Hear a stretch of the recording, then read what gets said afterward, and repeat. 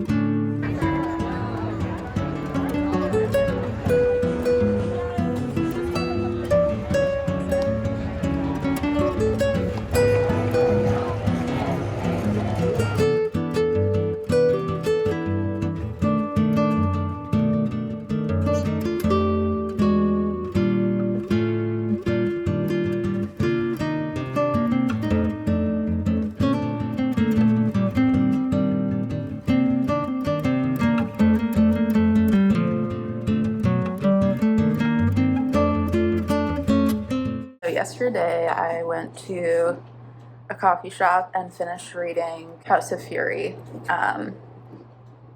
And it's pretty wild how this goes from like amusing novel about like all of these silly rich people getting drunk at a party, and at the end things got pretty graphic and gruesome. If you're someone who doesn't like gore, or like graphic descriptions of gore, you might want to skip out. Towards the end, it kind of reminded me of Fernanda Melchor's writing. The writing is like so interesting because violence is described so nonchalantly. Like there's a lot of violent acts happening at this party. The voice of the novel is not trying to be like the voice of morality, as it describes these situations. I'm gonna leave it at that. I feel like I'm kind of rambling a little bit about this book, but yeah, House of Fury. I also finished the fourth Warrior Cats audiobook for A Rising Storm. Yeah, I guess my general thoughts on that are it kind of feels like a transition.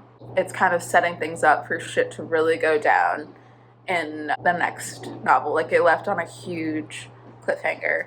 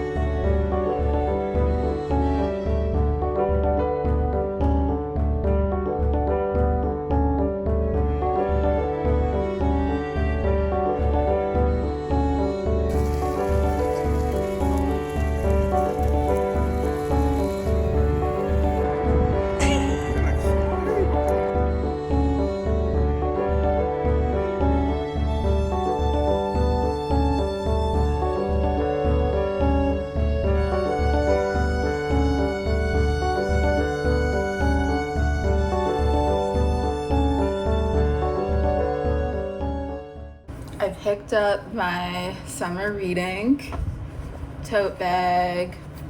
You get it just for signing up. And this year the color is green, my favorite color. This is my third summer reading tote bag. So I have a collection now. They're some of my most prized possessions. An update on summer reading bingo. I put down House of Fury for books set in the 70s, and then Rising Storm for book about an animal. So this one and this one are complete. Last night I read about 20 pages in A Sharp Endless Need by Marissa Crane, and I'm actually going to an author event with this author talking about this book at All She Wrote Books in Somerville. But I think it would be cool to like at least have some context on the writing and maybe be able to like ask a question confidently. Like that would be great achievement. Tonight I'm going to a showing of Watermelon Woman with Richie and Atif. So I'm not sure if I'll have a ton of time to read tonight, but tomorrow I don't really have any plans, so I'll try to get some reading done.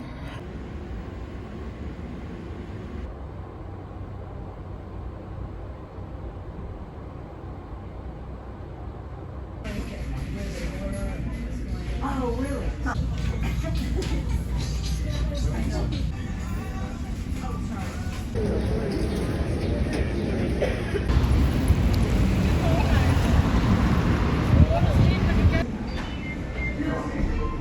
To go back to the gay 90s when this rhetoric was being invented. I finished work for the day and I am not planning on going anywhere tonight, but I am going to like be talking to a few friends online. My friend Alec and I are gonna watch the new Walking with Dinosaurs PBS series over Discord, so that'll be fun. I'm making myself a pizza. I had some pizza dough that I made in the freezer that I thawed out, and I'm getting ready to bake it. Last night I started the audiobook for Kitchen Confidential by Anthony Bourdain. I actually like never really watched any of Anthony Bourdain's shows or like read any of his books before, and then last month when I was sick for a full week, I started watching Parts Unknown, and I think I can count this as page to screen on Library Bingo because it was adapted. Kitchen Confidential was adapted as a TV series with Bradley Cooper. I've never watched it. I think it got canceled after the first season. He's just a great storyteller, and he has a very like sarcastic and kind of like brash sense of humor. Some of his jokes are like kind of raunchy, but I think that's part of the appeal.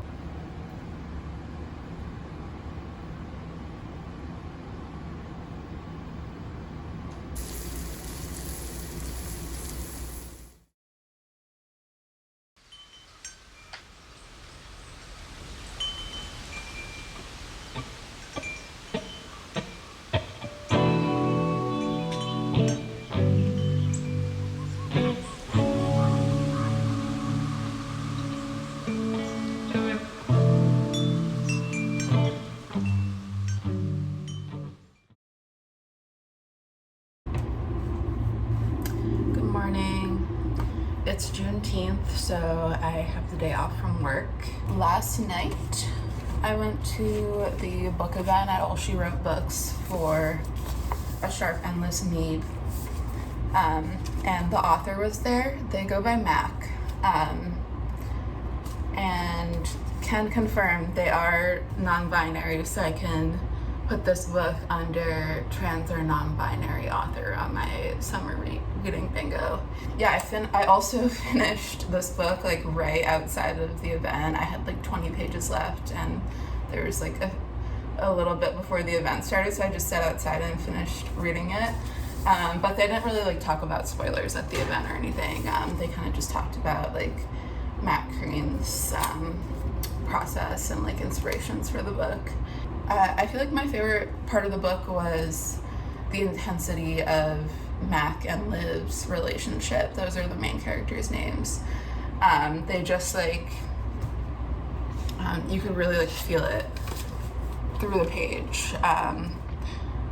And I loved the idea of like, and the author talked about this at the event, but like exploring doing something that you love with the person that you love. And then in this book there's the added element of like they can't be intimate in the way that they want to with each other because of, you know, like the town that they live in and like their families and internalized and external homophobia. So there's just that added layer to like when they're playing basketball, like the intimacy that they're able to express on the court. The way that Matt Crane writes about them playing basketball feels like very erotic.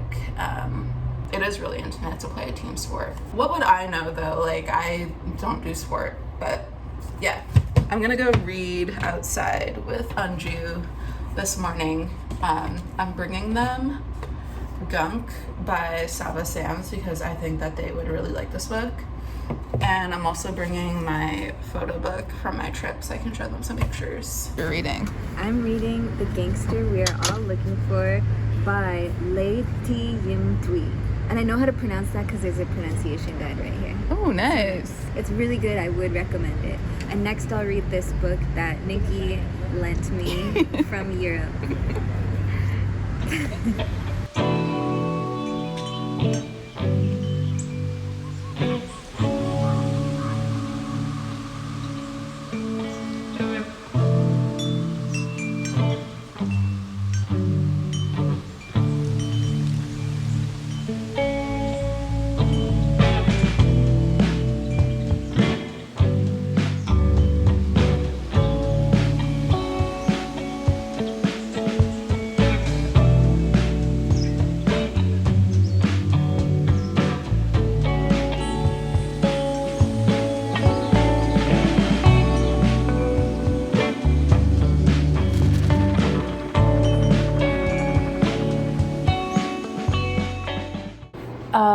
I don't think I actually talked about this when I got it on Monday from the Booksmith. Love Me Tender by Constance Debray, translated by Holly James, a woman who I think she's in her 40s, and she realizes that she is a lesbian while she is in a marriage to a man and has a child with him. Actually part of a trilogy, so I'll be getting the first book from the library, but they didn't have the second book available at the library, and they did not approve my suggestion for purchase because it wasn't available for library purchase at the moment. I feel like I've read quite a few queer coming-of-age novels. Nothing against queer coming-of-age novels. Obviously, there are some that I love, but I'm just kind of tired of reading them, and I would like a fresh perspective. And I think there's like no shortage of queer coming-of-age novels, but there aren't as many from the perspective of someone coming out later in life. Okay, and then the book that I'm currently reading, like just for funsies, is Piglet by Lottie Hazel. I was drawn to this book because the main character loves to cook, and I feel like even though I love to cook and bake, I don't really read about fiction or like creative food writing. I mostly just read like cookbooks, so I was intrigued by that.